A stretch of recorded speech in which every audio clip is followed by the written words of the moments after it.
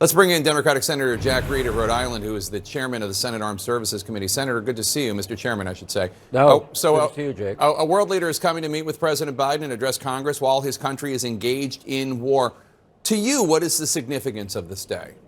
Well, the significance is that he is coming to thank the American people for their support, and also President Biden for his leadership coalescing the free world, literally, in support of Ukraine.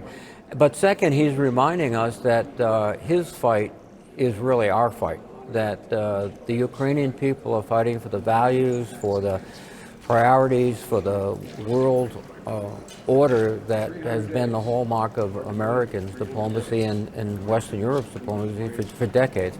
So he is here to thank and here to communicate that this is a mutual fight. And also, as everyone's pointed out, he's here, I think, to continue to inspire his country and inspire the world.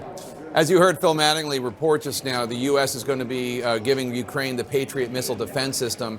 Russia threatened unpredictable consequences for the U.S. if, in fact, we give them the missile system, this defensive system. Are you worried at all about any backlash from Russia?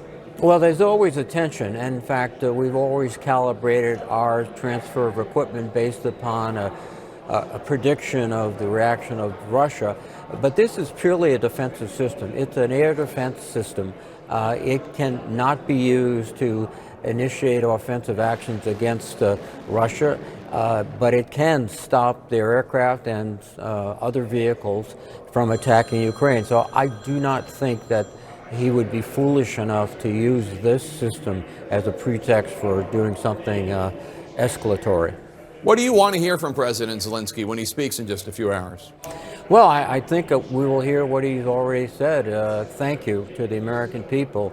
Thank you for America standing up and rallying the world.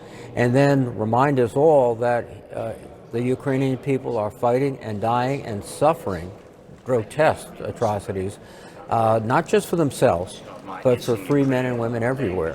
And that message, I think, will not only inspire people here, but around the globe, and send a message to the Russians that we stand together. How concerned are you that when Republicans take over the House of Representatives in a few days, many of the leaders, the Republican House leaders, have been openly questioning giving money and economic aid to Ukraine? How worried are you about what happens after McCarthy or whoever becomes Speaker? And do you think Zelensky's speech will play any role in securing more aid in the future for Ukraine?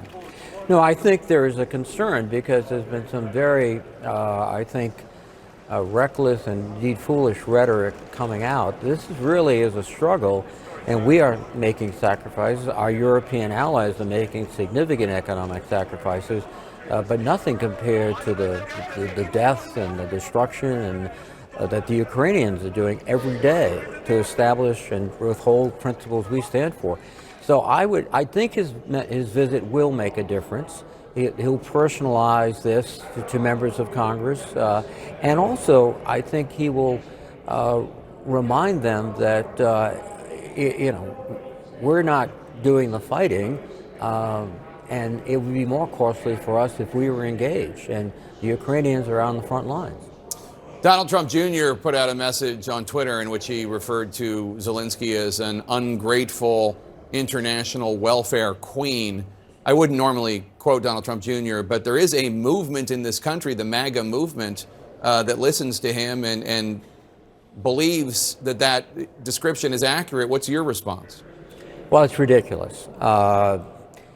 Again, it's almost incomprehensible that anyone would use that terminology to describe someone who probably is the most courageous and inspirational leader since Winston Churchill, and defending the values that they all claim they are staunch defenders of also. I can recall a few weeks ago where John Bolton said if his father was in office, the Russians would already be in Kyiv. And I think that's right. So this is not about defending democracy. It's just nonsense. Democratic Senator Jack Reed of Rhode Island, the chairman of the Senate Armed Services Committee. Thank you, sir. Appreciate it. Thank you, Jake.